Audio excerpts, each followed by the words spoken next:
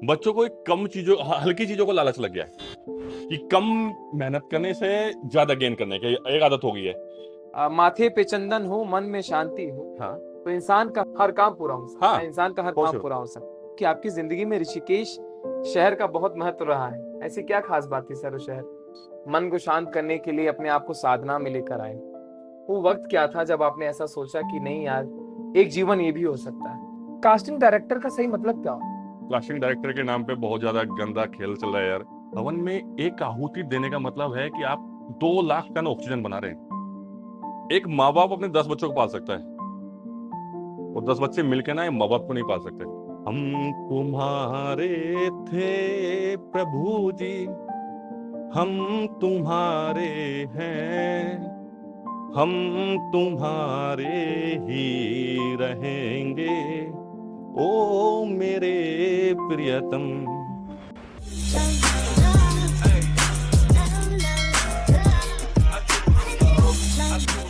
नमस्कार, मैं हूं आशीष दुबे और आप आज मेरे साथ जिन्हें देख रहे हैं ये हैं शिवम चौधरी।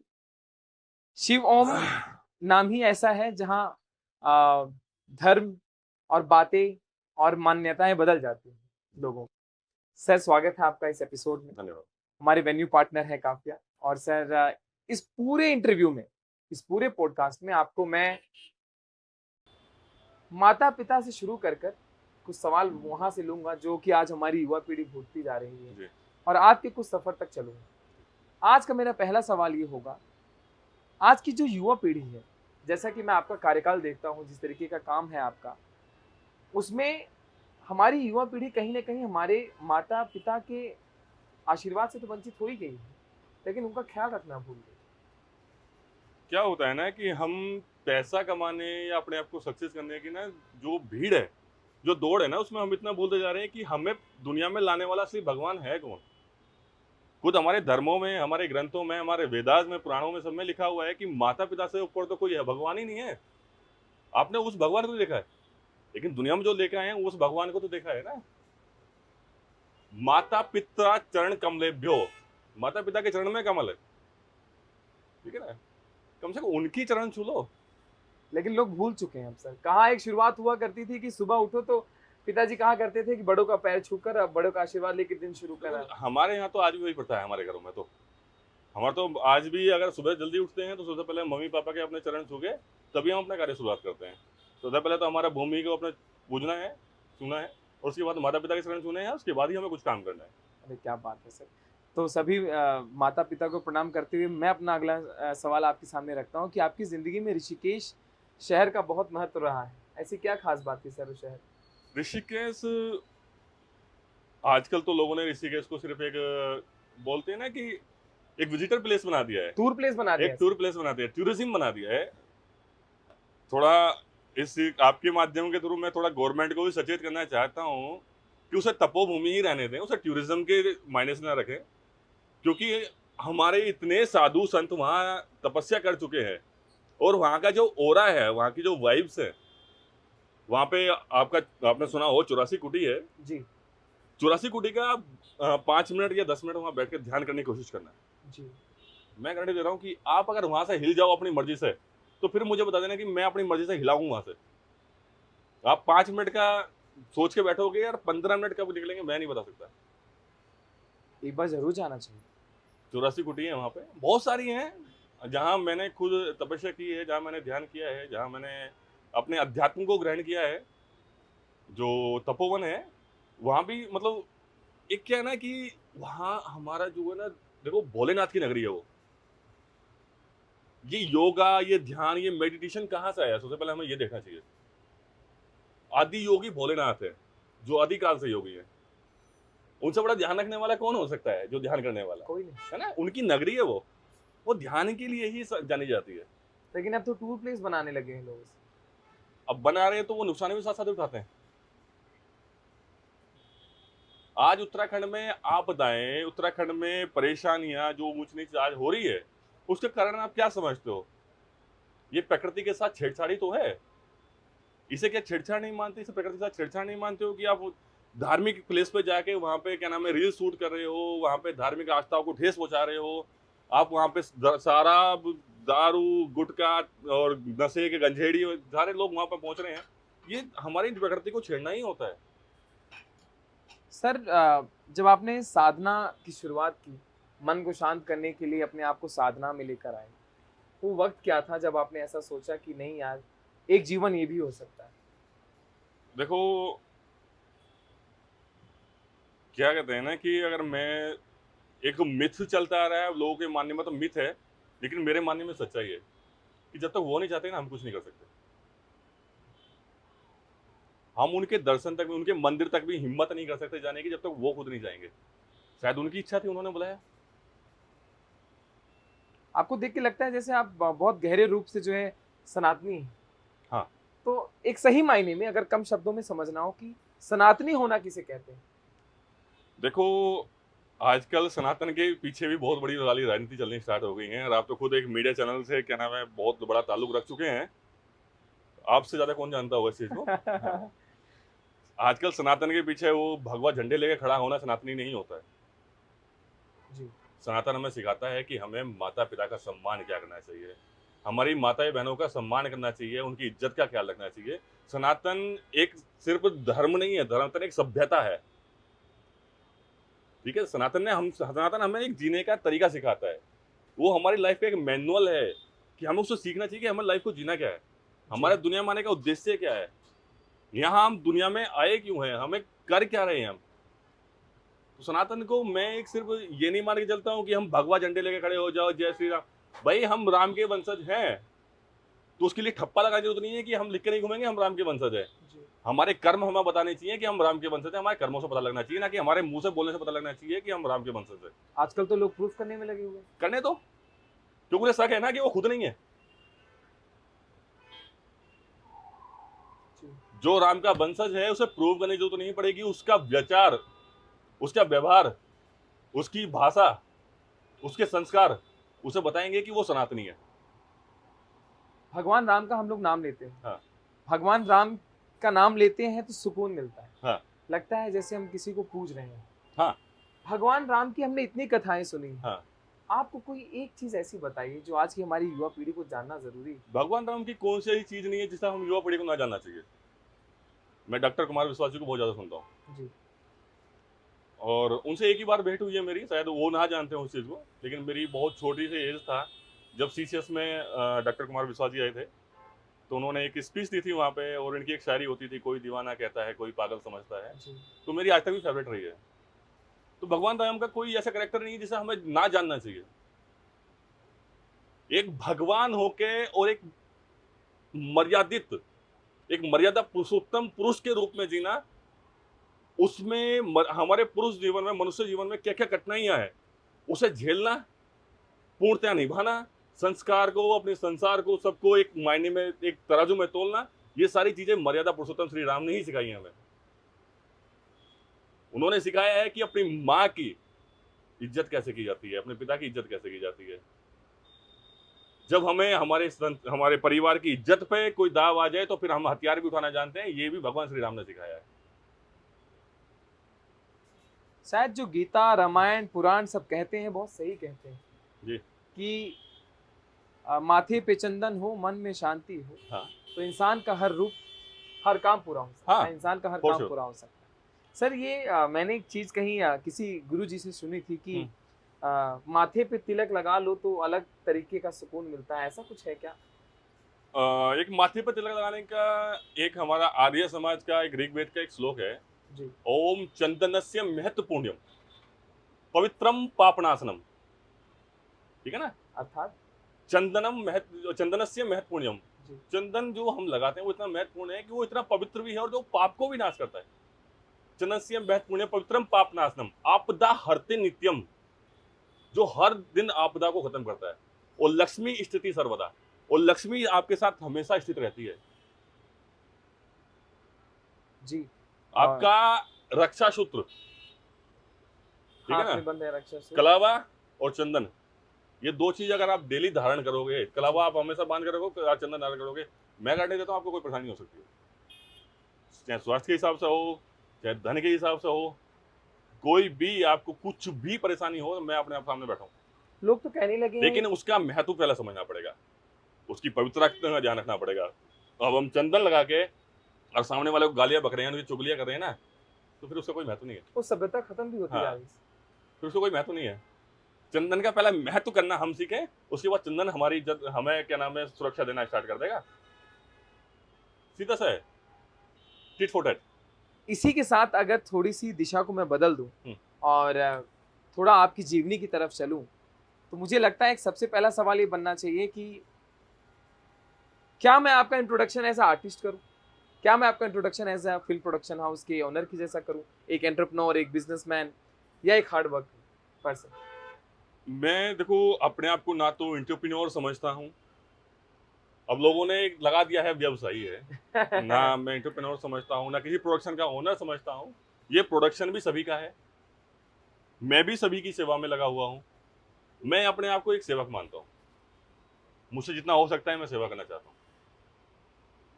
मैं ईश्वर भगवान परमात्मा से, भगवान भोलेनाथ से मैं बस हमेशा यही करता हूँ कि भगवान मुझे उस लायक बना दे कि मैं, कोई मेरे घर पाए वो खाली हाथ ना लौटे। मेरा बस यही मानना है। अतिथि तो वैसे भी भगवान होता है। देखो अतिथि भगवान होता है, लेकिन हमारे गांव में उस चीज का आज भी महत्व है। गांव में जाओगे तो गांव में महत्व है। जी। आप उसी चीज को शहरों में फॉलो करोगे ना, तो किसी के बगल में डेथ भी हो रखी हो ना, तो उस घर से निकल के उधर भी नहीं जाएगा देखने के लिए। बिल्कुल ऐसा वो होता है। अतिथि देवो भवा वाला जो श्लोक है ना, वो श्लोक बन के रह गया है शहरों के लिए। गांव में आज कहीं कहीं जिंदा है, मैं सभी गांवों को नहीं कहता, गांव में आज भी कहीं जिंदा है। तो अगर मैं आपकी फिल्म प्रोडक्शन हाउस की बात करूं तो किस तरीके की मूवीज आप बनाते हैं, किस तरीके का प्रोडक्शन हाउस है आपका, उसके बारे में थोड़ा हमें बताइए। देखो अब तक क्या था, हम प्रोडक्शन में जो हमारा आदियोगी फिल्म प्रोडक्शन है, ये हमने अभी कुछ ही टाइम पहले रजिस्टर किया था। इससे पहले क्या था कि हम फ्रीलांसिंग लोगों को कास्टिंग देते थे। जी। कास्टिंग में मेरी और भी टीम है, जो मेरे दोस्त लोग हैं, जो मेरे भाई बंधु हैं, जिनके साथ मैं लग के सपोर्ट करके मैं कास्टिंग देता था। उसमें फिर डायरेक्टली मैं इन्वॉल्व नहीं होता था। हाँ, मेरे पास रिक्वायरमेंट आई है, मैंने बच्चों को बता दिया कि बेटा आप इतना हमें चाहिएगा, बच्चों ने अपना अरेंजमेंट्स किए हैं, भिजवा दिया। उसमें हमने कहीं नाम अपना बटोरने की कोशिश नहीं की है। आज हमने नाम, कास्टिंग या हमने जो चीज़ भी की है, उसके पीछे हमारा सबसे बड़ा रीज़न ये आ रहा है कि आजकल आपने बॉलीवुड का देखा होगा, बॉलीवुड में सबसे बड़ी चीज़ तो प्रॉब्लम ये आ जाती है कि कंडीशंस। आप खुद जर्नलिस्ट फील्ड से बिलोंग किया है आपने, आप जानते हो कंडीशंस ऐसी रख देते हैं। किसी को पैसा चाहिए होता है, किसी कंडीशंस हैं कि आप इतना कॉम्प्रोमाइज़ एंड ऑल, बहुत सारी चीज़ें हैं, ठीक है। फिर पोर्टफोलियो को फोर्स किया जाता है, वो चीज़ मैंने वहाँ भी रिवील की थी, मैं आपको भी बता रहा हूँ। पोर्टफोलियो क्या ना, फिर पोर्टफोलियो के नाम पे स्कैम किए जाते हैं। बहुत बड़े लेवल पे होता हाँ, है, बहुत बड़े। एक एक पोर्टफोलियो के 1-1 लाख, 2-2 लाख, 3-3 लाख चार्ज किया जाता है, क्योंकि पोर्टफोलियो में आप भी खुद डिजाइनिंग जानते हैं, ग्राफिक्स डिजाइनिंग जानते हैं, मैं जानता हूँ, जी। ठीक है। मैंने खुद एडिटर इसलिए हायर किए। जी। अब जो पोर्टफोलियो 2 लाख का कोई आदमी बना के आपको दे रहा है, जी। वही पोर्टफोलियो ने 5,000 का बन गया, क्योंकि ऐसे जो डोमेन परचेज करना पड़ता है, आई थिंक 1200-1300 रुपये डोमेन से चार्ज होता है, उसका लोगो वगैरह का जो चार्ज होता है, तो ओवरऑल मिला के 3-4 हज़ार 5,000 के आसपास में जो पोर्टफोलियो बना के देते हैं, जी। वही पोर्टफोलियो 2 लाख रुपए क्यों दे रहे हो बच्चों को यार? कोई पोर्टफोलियो ये थोड़ा ना कहता है, या कोई भी पोर्टफोलियो कंपनी ये थोड़ी ना कहती है कि स्पेशल आप फोटोग्राफ्स खिंचवाने जाओ। भाई वो पोर्टफोलियो आपको देखना चाहता है, तो आप कैसे हो नेचुरल वैसे दिखाओ ना, बिल्कुल। है ना? बिल्कुल, लेकिन एक जैसे आपने वर्ड बोला ना, कास्टिंग, कास्टिंग जो वर्ड है, हम्म। कास्टिंग डायरेक्टर का सही मतलब क्या हो? देखो कास्टिंग डायरेक्टर का सही मतलब मैं मानूं, आजकल क्या है, इस कास्टिंग डायरेक्टर के नाम पे बहुत ज़्यादा गंदा खेल चल रहा है यार। अभी कल भी मेरे पास एक लखनऊ की सूचना थी जी। कि एक लड़की को फिल्म में काम देने के बहाने उसके साथ बहुत ज़्यादा अभद्रता की गई है। अब देखो वो तो खैर प्रशासन का काम है, उसमें जांच करना है, या उसके साथ रेप किया हुआ है नहीं हुआ है, ठीक है। मैं तो ये कहूँगा अगर हुआ है तो बहुत गलत हुआ है, निंदनीय अपराध है, बहुत ज़्यादा निंदा वाली विषय है। कास्टिंग डायरेक्टर का सच में तो मायना मेरा ये है कि उसे ना सबसे पहले हमेशा ये चीज़ नहीं देखनी चाहिए कि ये एक्सपीरियंस है, इसने ये ज़्यादा काम कर लिया तो हमें इसे ही आगे भेजना है, जी। ठीक है। हमारे फील्ड में ज़मीन पर उतर के देखिए कि ऐसे ऐसे बच्चे भी हैं जिनके पास इतना टैलेंट है और उन्हें काम नहीं मिल रहा है। काम ना मिलने का रीज़न है उनके पास पैसे नहीं है, या वो बच्चे हैं जो अपनी इज्जत को अपना भगवान मानते हैं, अपना सब कुछ मानते हैं, तो वो काम नहीं कर पा रहे हैं। जी, ठीक है, क्योंकि उनकी कंडीशंस ऐसी हैं। जी, तो कास्टिंग डायरेक्टर को सबसे पहले उन बच्चों को 100% श्योरिटी देनी चाहिए कि बेटा तू मेरा बेटे जैसा है, तू मेरी बहन जैसी है, जहां तू खड़ी है मैं वहां खड़ा हूं, तू काम कर, तुझे कोई प्रॉब्लम होगी सबसे पहले बचाने में आऊंगा। ठीक है। तब मैं उसे कास्टिंग डायरेक्टर मानता हूँ, वरना मैं उसे दल्ला मानूंगा। काफ़ी कुछ ऐसा हो भी रहा है जहाँ पता चलता है कि यार आज हाँ, ये हादसा हो गया, कल यहाँ ये हादसा हाँ हो गया, ये करने के लिए कराया गया, ये करने के लिए ये बोला हाँ, गया। और मेरे ख्याल से नहीं होना चाहिए क्योंकि इस वक़्त वैसे भी भारत में माहौल ठीक नहीं है। बहुत गंदा कई माहौल है। ऐसे इश्यूज़ हैं जिन पे अभी भी कुछ सॉल्यूशंस नहीं निकल रहे हैं। मैं एक-एक करके गिनाना तो नहीं चाहता लेकिन अभी कल रात की खबर है कि कोलकाता में जब हम सभी सो रहे थे, हम्म। उस वक़्त पूरा कोलकाता जाकर कैंडल लाइट जो है मार्च कर रहा हाँ था, हाँ। उस केस को लेकर। खैर उस पे अभी कानूनी प्रक्रिया जारी है और पता नहीं क्या होगा, कुछ मालूम नहीं। देखो कानून का प्रशासन का विषय है, उसमें हम हस्तक्षेप करना भी क्या नहीं ही चाहते। कह सकते हाँ। हैं क्योंकि जिसके लिए पूरा देश लग गया है, तो यहाँ बैठ के कोई टिप्पणी करने का कोई मतलब नहीं है। हम्म। लेकिन वापस मैं आपके कंटेंट की तरफ आता हूँ सिर्फ। जब आपने अपना ये प्रोडक्शन हाउस शुरू किया था, हम्म। तब में और आज में आपने क्या फ़र्क देखा है? क्योंकि बहुत समय बीत गया है, बहुत साल बीत गए हैं और अब वक़्त बदल गया है, टेक्नोलॉजी का ज़माना आ गया है। किस तरीके से बदलाव दिखता है आपको? देखो प्रोडक्शन हाउस शुरू किया था तो एक सोच के साथ हमने शुरू किया था जी, कि हमें नए बच्चों को काम देना है। और आज इतना है कि जिस बच्चे को मैंने काम दिया है या जिसे दिया है, उन बच्चों के दिमाग में, उन दिमागों के जो नज़रों में ना हमारी जो इज्जत है, जी, वो उस लेवल पे है कि उनके लिए भैया आप सबसे पहले हो। जी, आपने करियर मेरा बनाया है, आप जहाँ आवाज़ लगाओगे मैं वहाँ खड़ी हूँ, जी। या मैं वहाँ खड़ा हूँ। एक वर्ड होता है ना भैया, ये दिल को ना सुकून देने वाला वर्ड हो जाता है एकदम। आपके लिए मेरे किसी मित्र ने एक सवाल दिया है कि क्या आप कह सकते हैं कि आपकी प्रोडक्शन कंपनी फ़िल्म एंथुसियास्ट्स को बिना किसी लागत के सपोर्ट करती है? यदि हाँ, तो कंपनी कैसे चलती है और क्या इसकी लागत है? तो कंपनी कैसे चलती है, इसकी सारी चीज़ें अगर मैं ग्राउंड लेवल पर बैठाना आऊँगा तो ये तो ऑन टेबल डिस्कस करने वाली चीज़ें हैं। जिसने भी ये दिया है उसे ऑफिस बुलाइए, पक्का उसे मैं समझाऊंगा कि प्रॉफिट कैसे निकाला जाता है। जी, ठीक है, किसी बच्चों से या पैसा उठा के तुम्हारा फिल्म प्रोडक्शन नहीं चलता है। जी, फिल्म प्रोडक्शन चलाने के लिए अपने घर से पहले पैसा लगाओ, जी, या तुम्हारे अंदर पैसा लगाने की ये भी नहीं है तो अपने भाई फाइनेंस करो। क्योंकि फिल्म जब तुम्हारा प्लेटफॉर्म पे उतरेगी, जी। तुम्हारी स्क्रीन इतना कमा के दे देंगे कि तुम्हें बच्चों से कमाने की जरूरत ही नहीं है। तुम्हारा कंटेंट अच्छा होना चाहिए। लोग कहते हैं कि आप सिंगर भी हैं। हाँ, मैं गाना गाता हूँ। क्यों ना एक गाना अगर समय हो और एक गाना आप सुना सके तो देखो मैं जो अपना है गाना तो नहीं सुनाना चाहूँगा, कोई भी क्योंकि किसी भी जिस गाने तरीके से मैं प्रभावित हमेशा रहता हूँ, एक पूनम दीदी को बहुत ज़्यादा सुनता हूँ मैं जी, कभी-कभी, जी, वो जया किशोर जी को। जी, जी। तो उनका एक है, हम तुम्हारे थे प्रभु जी, हम तुम्हारे हैं, हम तुम्हारे ही रहेंगे, ओ मेरे प्रियतम। ये बहुत अच्छा लगता है मेरे को, सुकून मिलता है जया मेरे किशोरी जी देश की सबसे लोकप्रिय, आप यूँ कहिए कि पूरा देश उन्हें सिर्फ फॉलो नहीं करता, उन्हें सुनता है मन से। आप को। कभी बहुत मिले अच्छी हैं कथा। उनसे? मैं नहीं मिला हूँ। कभी मैं मिलना चाहते हैं? मैं मिलना नहीं चाहता हूँ। ऐसा क्यों? ये मेरी साइकोलॉजी है। आपको इंतजार उनके करना, गाने पसंद हैं, आप इंतजार करना मुझे अच्छा लगता है। मतलब कभी मुलाकात हो तो जो है मैं मुलाकात नहीं करना चाहता हूँ, इसलिए अच्छा, आप रीज़न ये है। मुलाकात चाहते ही नहीं। हाँ, मैं मुलाकात नहीं करना चाहता हूँ। ये क्या है कि जो मेरा आराध्य है ना, देखो बाबा प्रेमानंद जी कहते हैं कि भक्त जो चाहे और भक्त को वो मिल जाए, जी, तो ये उसका दुर्भाग्य है। सबसे बड़ा दुर्भाग्य है। पर लोग तो जो सोचते हैं वो करके मानते हैं। अगर आप इनिशियल स्टेज पे कुछ भगवान की आराधना करनी स्टार्ट करो, जी, ठीक है? आप 15 दिन में उस चीज़ को पालो, जी, ठीक है?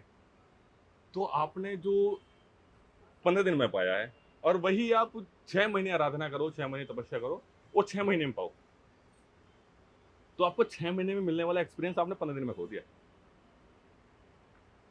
जया किशोरी जी की सबसे खास बात आपको क्या लगती जय किशोर जी की खास बात, देखो मुझे सबसे अच्छा जो लगता है उनका, उनकी सादगी। वेल एजुकेटेड, वेल ड्रेस्ड, हमारे संस्कार, हमारी भाषा, हमारी वाणी, लेकिन लोग आजकल उनके लिए भी बोलने लगे कि यार ये लोग बहुत पैसा कमा रहे हैं, ऑडी गाड़ियों से घूम रहे हैं। देखो, पैसा मैं इस चीज में, देखो मैं किसी भी जो कथावाचक हैं, मैं किसी का भी विरोध नहीं करना चाहता, जी लेकिन मैं एक सच्चाई मैं बताना चाहता हूँ। हमारी खुद श्रीमद् भगवत महापुराण में लिखा हुआ है। मैंने 5 महापुराण अब तक पढ़े हैं पूरे। जी श्रीमद् भगवत महापुराण में लिखा हुआ है कि कोई भी कथा करने का अगर आप पैसा लेते हो, तो उस कथा का ना तो जिसके यहाँ कथा करे उसे फल मिलेगा, ना ही आपको कोई फल मिलेगा, और ऊपर से पाप के भागीदार आप। ठीक है। तो जो भी कथा वाचेंगे उनसे तो मेरा हाथ जोड़ के बस यही रिक्वेस्ट है कि आप कथा के पैसे मत लो। देखो, आपका, मैं जानता हूं पैसा हर किसी के लिए जरूरी है। हाँ, बहुत सारे साधु संत ऐसे भी हैं, उसमें भी एक लिमिटेशन आ जाती है। उसमें लिमिटेशन भैया क्या है कि बहुत सारे साधु संत हैं जो पैसा ले रहे हैं, लेकिन वो पैसा घर में नहीं जा रहा है। बहुत सारे साधु संत हैं जो बहन बेटियों की शादी कर रहे हैं, जो फ्री हॉस्पिटल चला रहे हैं, गौशालाएं चला रहे हैं। अगर वो पैसा ले रहे हैं तो वो बहुत अच्छा काम कर रहे हैं, उन्हें कोई नुकसान वाले काम नहीं है। तो मेन चीज ये है, पैसा जिस जगह से आया है और जहां जा रहा है, इन दोनों चीजों में हमें ध्यान रखना चाहिए। आपकी आवाज इतनी खूबसूरत है, जैसे दिल कर रहा है कि जया किशोरी का एक गाना अगर आप और सुना देते तो। बस कभी और सुनाएंगे आप। चलिए बिल्कुल, क्योंकि आपकी आवाज सच में मैं इंटरव्यू के एंड से पहले सुनकर ही मानूंगा। बड़ी कम उम्र से आपने जो है काम करना शुरू कर दिया था, हाँ। तो जो ये जिंदगी में तजुर्बा रहा है काम का, आज की युवा पीढ़ी तो कामचोर बनती जा रही, काम करना ही नहीं चाहती। उनके लिए कुछ कहना चाहते हैं आप? उनके लिए तो सीधा ये है कि भाई, ये एज है मेहनत करने की। जी इसमें मेहनत कर लोगे तो जिंदगी भर ऐश करोगे, जी और इसमें ऐश कर ले तो जिंदगी भर भाई मजदूरी करनी पड़ेगी। वो आपके ऊपर डिपेंड करता है कि आपको क्या करना है। अब तो मजदूरी में भी इतना पैसा नहीं मिलता। नहीं मिलेगा। आप अपने बच्चों को नहीं पढ़ा सकते हो, आप अपने बच्चों को भी नहीं पढ़ा सकते हो।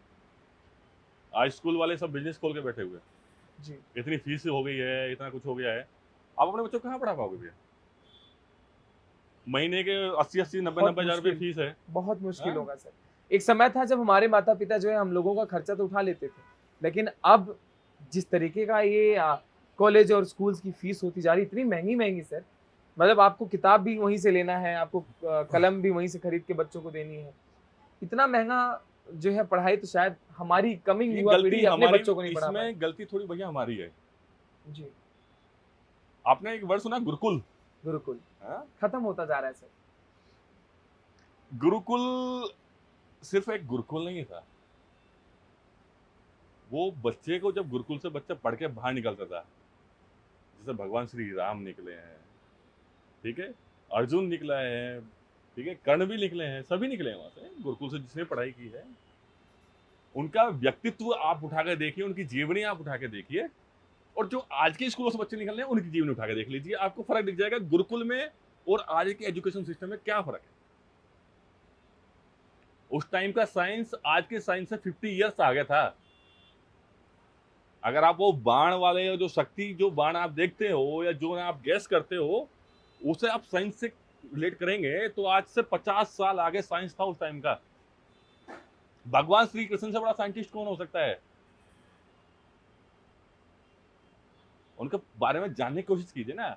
चलो भगवान श्री राम कृष्ण जी की बात नहीं करते हैं हम, आप रामायण उठा लीजिए, और रामायण का एक पेपर ही आप रोज 10 दिन कंटिन्यू पढ़िए, और 10 दिन में आप उसमें कितने आपको क्वेश्चन सोल्व कर पाओगे, आप मुझे बता देना। बहुत मुश्किल, हाँ, बहुत मुश्किल। गोस्वामी तुलसीदास रचित है, ठीक है ना, उनका लिखा हुआ एक एक अध्याय, एक एक श्लोक अपने आप में मायने रखता है। उसमें क्या क्या बातें छुपी हम नहीं समझ पाते। सर हमारे सामने इस वक्त एक काफिया का प्लेटर आया है, वेज प्लेटर, और मैं चाहूंगा कि इसका कुछ अंश आप जो है खाकर देखें और बताएं कैसा है। देखने से तो टेम्पटिंग लग रहा है बाकी तो देखने क्यों ना जो है थोड़ा सा टेस्ट किया जाए कि आखिर ये प्लेटर देखने में तो सही मुझे ऐसा लग रहा है जैसे क्या स्पेशल कुछ बना के दिया इन लोगों ने। टेस्टी है, वाकई काफी अच्छा। तो एक सवाल और है आपके लिए कि यदि किसी के पास प्रतिभा है लेकिन उसकी कामयाबी नहीं हो रही, हाँ। तो वो कैसे टिक सकता है, खासकर जब उस उद्योग में बहुत लोग, कंपटीशन का भी दौर है। देखो कंपटीशन तो सभी जगह होता है। आप घर में जब 2 भाई हैं, दोनों भाइयों में कंपटीशन है, हाँ? बिल्कुल। उसमें अपने आप को अपनी पहचान बनाए कैसे बनाते हो आप मेहनत करते हो ना? कार्य से आप काम मेहनत करके करते हो ना? कर्म भूमि है, काम हाँ। करना ही पड़ेगा। आप मेहनत करोगे तो अपनी एक अलग पहचान बना पाओगे ना। जी, अपने माँ बाप के सामने आप अपनी अच्छी इमेज कब क्रिएट करते हो? चलो मैं बचपन में आ जाता हूँ। जब बच्चा पैदा होता है, जब फोर्थ और फिफ्थ क्लास में आ गया, तो फोर्थ फिफ्थ क्लास में है, और एक बच्चे को अपने पापा के सामने इतनी अच्छी, माता पिता के सामने इतनी अच्छी इमेज बनानी है कि मैं बहुत अच्छा बच्चा हूँ। वो कैसे बनाएगा? बहुत ज्यादा पढ़ाई करेगा, बहुत अच्छे मार्क्स लेकर आएगा। कंपटीशन हर जगह है। जी। आप मेहनत कीजिए ना, क्रिएटिव सोचिए। उनकी क्रिएटिविटी सर रील्स देखने में निकल जा रही है ना आजकल। देखो यार, रील्स वगैरह में टाइम बर्बाद करना इज अ डिफरेंट थिंग। वो मेरे दिमाग से बाहर की चीजें हैं। पता नहीं क्यों आप आज रील्स से बेहतर है एडिक्शन ना। हो गया है सर रील्स देखने का। तो अब मुझे लगता है आज की युवा पीढ़ी आधा काम करती है, आधे टाइम रील देखती है, ऑफिस में बैठकर भी रील देख रहे होते हैं। देखो, रील्स देखना बेटर तब है अगर आप रील्स वैसे देख रहे हो, अगर वीडियोस आप ऐसे देख रहे हो जिससे आपको कुछ सीखने को मिलता हो। ठीक है? सीखने के लिए ना तो कोई उम्र कम पड़ती है, आप बुढ़ापे में जाके भी सीखोगे तो भी कम है। ठीक है? ना समय की परेशानी है, क्योंकि बाध्यता है कि आप इस समय सीखोगे या उस समय नहीं सीखोगे। ठीक है? तो ये रील्स वगैरह में टाइम वेस्ट करने से अच्छा है आप कुछ क्रिएटिव सीखे। आप चाहते हैं कि आप वीडियोस के थ्रू सीखें, तो हमारे पास बहुत सारी चीज़ें हैं। आप और भी नहीं तो किसी हमारे जो बहुत अच्छे साधु संत रहे हैं, बहुत अच्छे ज्ञानी बाबा भी हैं, जो मैं तो खैर ज़्यादा को नहीं सुनता हूँ। बहुत सारे तो खैर मुझे मजाकिया बाबा लगते हैं ज्ञानी बाबा से ज़्यादा, जी। है ना? लेकिन मैं क्या बाबा, सोल्यूशन क्या है सर इन लोगों का? ठीक है, इन लोगों का बहुत सॉल्यूशन तो ये है, गाँव में लोगों को भटका रखा है उन लोगों ने। इन लोगों को इनके हाल पे छोड़ दो। हम इन इन लोगों लोगों को इनके हाल पे छोड़ दो। तो मैं तो बाबा प्रेमानंद जी को सुनता हूँ, और उनका सुनना मुझे ना एक सुकून मिलता है। जी, आप मेरी गाड़ी में कभी बैठना है, जी। चाहे आप 1000 किलोमीटर मेरे साथ चलोगे, मेरी गाड़ी में आपको भजन, मंत्राज या श्लोक, आपकी ज़िंदगी का सबसे खूबसूरत मंत्र कौन-सा है? स्वस्ति वाचन। 2 लाइनें। ओम स्वस्ति न इंद्रो वृद्धसर्वाः स्वस्ति न पूषा विश्ववेदाः स्वस्ति नस्तरिक्षो अरिष्टनेमि स्वस्ति नो बृहस्पतिर्दधातु। इस मंत्र में हमारी सृष्टि के समस्त देवी देवताओं का आह्वान है। और दूसरा मंत्र जिसे मैं अपनी लाइफ में अगर सबसे इम्पोर्टेंस देता हूँ तो गायत्री महामंत्र है। क्योंकि गायत्री महामंत्र की अगर मैं बात करूँ ना तो इसकी बहुत अच्छी कहानी है कि गायत्री महामंत्र, मुझे एक माता जी हैं विमला अड़ो जी, जो सोशल वर्किंग करती हैं काफ़ी ज़्यादा, जो जेलों में कैदी बंद हैं, या जिन बच्चों के या जिन जो माता पिताओं के पास हवन कराने के लिए या किसी चीज़ के लिए पैसे नहीं है, वो अपने पास से खर्च करके उनके घर पे फ्री हवन सेवाएं इस तरह करती है। वो मिशन चलाए हुए हैं कि हर घर यज्ञ हो, हर घर हवन हो। ठीक है? क्योंकि अगर हवन का हम साइंटिफिक रीजन ढूंढें, हवन में एक आहुति देने का मतलब है कि आप 2 लाख टन ऑक्सीजन बना रहे हैं। अच्छा, हाँ, हवन का इतना बड़ा महत्व है। भोपाल बैच ट्रेजेडी हुई थी, जी। वहाँ पे एक प्लेस था जहाँ पे हवन हो रहा था। उस प्लेस को छोड़कर सभी बच्चे, क्या नाम है, आप उससे जो गेस्ट स्टेजेस से प्रभावित हुए थे, वो प्लेस ऐसा था कि उस प्लेस के आसपास के एरिया में भी बच्चों को कोई प्रभाव नहीं पड़ा था। ये हवन का महत्व है। तो बिमला अरोड़ा माता जी ने ही मुझे गायत्री की दीक्षा दी। गायत्री की दीक्षा भी ली है मैंने, गायत्री का जो है एक साधना भी की है। तो उसका एक अलग था, मतलब 40-45 दिन की साधना मैंने की है, कोई 2.5-3 लाख मंत्रों का मैंने जब किया है। तो उसका भी एक अलग अपने आप में महत्व है। महत्व की बात जैसे हम लोग करते हैं तो मेरे मन में एक सवाल आया कि क्या ये मेरे ख्याल से थोड़ा-सा हटकर ही सवाल है पर बनता है। हम्म, इतनी महँगी फीसें करने वाली जितने भी स्कूल्स हैं, हम्म, इनकी सुबह की जो प्रेयर होती है, हाँ। कुछ बढ़िया मंत्र, कुछ इस तरीके की चीज़ें शुरू करें जिससे हमारी की जो जो कमिंग युवा पीढ़ी है हमारी, इनको कुछ सीखने को मिले। उनको मंत्रों के अरे बारे में दुनिया पता भर की चले। पूजा मत करो यार। मैं कहता हूँ कि किस बार गायत्री मंत्र बुलवा दिया करो रोज बच्चों को। मैं जिस बच्चे को ये कहता हूँ कि मेरा ये बच्चा पढ़ने में अच्छा नहीं है, मैं खुद का एक्सपीरियंस, पर्सनल एक्सपीरियंस बता रहा हूँ मैं, जो ये कहते हो मेरा बच्चा पढ़ने में अच्छा नहीं है, बच्चों को प्रॉब्लम है, वो 21 बार गायत्री मंत्र बोलना स्टार्ट करके पहले, और उसका फिर आप आज टेस्ट कर लो, 40 दिन बाद फिर टेस्ट करना, और फिर बता देना कि मेरे चेंजेस है नहीं है। या फिर उसके भी छोड़ो, रोज सुबह उसे बच्चे को 4 बजे उठाओ और 5 बजे तक ब्रह्म मुहूर्त में उससे बोलो कि शिवलिंग पर एक लोटा जल जरूर चढ़ाए, अर्पित करे भगवान शिव को। ठीक है, दोनों में अपने आप में एक एक अलग महत्व है। छोटे छोटे बच्चे हैं ना सर आज हाँ। सोशल मीडिया पे आकर, जैसे मैंने स्कूल का मैटर इसलिए छेड़ा हाँ। कि छोटे छोटे बच्चे, स्कूल के बच्चे इस वक्त इंस्टाग्राम पे, सोशल मीडिया पे रील्स बनाते हैं, वीडियोस बनाते हैं, कंटेंट क्रिएटर बनने की कोशिश कर रहे हैं, लेकिन बहुत ही कम उम्र में। आपको लगता है साइकोलॉजिकली ये थोड़ा इफेक्ट करेगा आगे इन लोगों के माइंड पे? देखो यार, करियर ओरिएंटेड चीज तो खत्म होती जा रही है ना सर। मेन चीज क्या है ना, बच्चों को कम चीजों, हल्की चीजों को लालच लग गया है कि कम मेहनत करने से ज्यादा गेन करने की एक आदत हो गई है। ठीक है, कि कम इन्वेस्टमेंट में ज्यादा प्रॉफिट गेन करना। जी और ये चीजें ना भाई परमानेंट नहीं होती है, जी हमें धरातल पे उतरना ही पड़ता है, जमीन पे उतरना ही पड़ता है।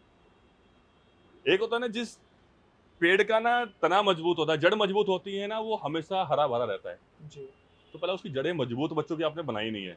बच्चों को बचपन से तो आपने लगा दिया रील्स बनाने में, बिल्कुल है, उनकी जड़ें आपने मजबूत नहीं की हैं। आगे का बच्चे तुम्हारे क्या नाम है, तुम्हें लगता है कि तुम्हारी सेवा करेंगे या वो समाज में कोई नाम रोशन कर पाएंगे तुम्हारा?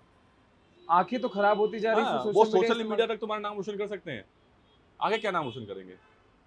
या तो जिंदगी की सच्चाई, जिंदगी की सच्चाई से नहीं बच सकते ना आप। नहीं बच सकते। दूसरा, या तो मकसद ऐसा हो कि आपको सोशल मीडिया पे जिस तरीके का एक प्रोफाइल बन गया है, हाँ। इन्फ्लुएंसर बनना चाहते हैं।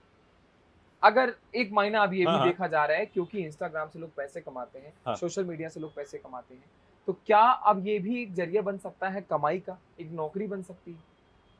देखो, इसमें कमाई का जरिया बन सकता है जी लेकिन ये इन्फ्लुएंसर, ये चीज़ें भी तब तक अच्छी हैं जिससे कि ये हमारे ना जो डेली वाले संस्कार हैं उन्हें प्रभावित ना करें। मैं ये नहीं कहता हूँ कि बच्चा है, कोई भी है, कि अच्छा कंटेंट क्रिएटर है या अच्छा इन्फ्लुएंसर है वो गलत राह पे जा रहा है, ये गलत रास्ते पे चल रहा है, वो अच्छा चल रहा है, लेकिन साथ साथ उसे इस चीज़ का ध्यान रखना चाहिए कि उससे उसकी पढ़ाई प्रभावित ना हो, वो अपने से बड़ों का सम्मान करना ना भूले, हमारी मातृभूमि का सम्मान करना ना भूले, गौ माता का या अपने से बड़े का संस्कार या हमें कोई भी चीज़ नहीं भूलना चाहिए। हमें अपनी मान मर्यादा में रह के ही अपना इन्फ्लुएंसर बनना चाहिए। अगर मैं आपसे ये कहूँ कि धीरे धीरे धीरे धीरे जिस तरीके से मोबाइल का इस्तेमाल बढ़ा है इसी सोशल मीडिया की वजह से, अगर उनसे 2 दिन के लिए मोबाइल हटा दीजिए सर, आज के छोटे छोटे बच्चों से डिप्रेशन में चले जा रहे हैं, हाँ, रो रहे हैं, चिल्ला रहे हैं, घर में बवाल मचा रहे हैं कि नहीं अभी मोबाइल चाहिए। मोबाइल एडिक्शन कैसे दूर किया जाए? मोबाइल एडिक्शन ये है कि बच्चों को हम स्टार्टिंग से तो उन्हें मोबाइल पकड़ा देंगे, बच्चा रो रहा है, ले बेटा वीडियो देख ले, ये चीज़ होती है ना। एग्जैक्टली यही हुआ। हाँ, अरे यार, बच्चा रो रहा है, उसके सामने कोई राम नाम ही कर लो यार। बच्चों को आप सो रहा है, अगर बच्चा चिल्ला रहा है तो उसे डराते हो, ओ चुप हो जा, भूत आ जाएगा, चुप हो जाए, बंदर आ जाएगा, चुप हो जाए। हम बच्चों के अंदर डर पैदा खुद करते हैं। ठीक है, आप और सबसे ज्यादा तो क्या है ना, हमारे ये जो आजकल के बच्चे हैं, जो पेरेंट्स हैं, उनका खुद का बचपन ऐसा रहा है, उन्होंने खुद वीडियो देख देख के सब कुछ सीखा है, तो अपने बच्चों को क्या सिखाएंगे? सर, जब हम अपने पेरेंट्स की बात करते हैं तो मेरे दिल में एक बात ऐसी आती है कि शायद जैसे हमारे पेरेंट्स हैं, हाँ, हमारे अभी हम 26 ईयर्स हो, तो जो मेरे पिताजी हैं शायद उनके जैसे हम कभी नहीं बन पाएंगे। नहीं बन सकते। जितना संघर्ष उन्होंने किया हम लोगों को यहाँ नहीं बन तक आगे बढ़ाने के लिए, शायद हम लोग इतना नहीं कर पाएंगे। देखो, मैं इसके लिए एक अगर 2 शब्द बोलना चाहता हूँ भाई। एक माँ बाप अपने 10 बच्चों को पाल सकता है, और 10 बच्चे मिलके ना एक माँ बाप को नहीं पाल सकते। जानते हो क्यों? क्या कारण है? इससे कारण ये है कि माँ बाप का ना दिल इतना बड़ा होता है कि हम कितनी भी गलतियां करते हैं, माँ बाप हमें माफ करते हैं और हमें पालते हैं, और हम उतने ही गिरे हुए हैं। हमसे बुरा गिरा हुआ इंसान कोई नहीं हो सकता जो माँ बाप को अगर एक कुछ अगर गलती, भाई देखो इंसान है, इंसान गलतियों का पुतला है, अगर एक गलती हो जाती है तो माँ बाप पे चिल्लाते हैं। और मैं उस आदमी को लिए ना भाई साहब, मरने तक का उसे मर जाओ भाई, तुम उस लायक हो ही नहीं है। अगर तुम माँ बाप को सेवा नहीं करते हो, उनका सम्मान नहीं करते हो, तुम किसी लायक नहीं हो। अगर कोई मुझसे कहे कि भाई मैं तुझे कहना मैं जिंदगी भर सोने में तोल दूंगा और तो अपने माँ बाप को छोड़ दे, मैं नहीं छोड़ सकता भाई। मैं भूखा मरूंगा, मजदूरी कर सकता हूँ, मेरे बतरी खेती है, मैं अपनी खेती कर लूंगा, खेती भी नहीं होगी तो मैं मजदूरी कर लूंगा, लेकिन मैं अपने माँ बाप की कभी आंखों में आंसू नहीं दे सकता। और शायद हमारी इस जनरेशन तक ही लास्ट है सर, इसके बाद ये बच्चे नहीं सोच पाएंगे ऐसे। देखो, ये हमें अपने आप को बदलना पड़ेगा। हमें एक हमें माँ बाप बनने से पहले ना, माँ बाप बना कैसे जाता है वो ट्रेनिंग शायद हमें लेनी चाहिए।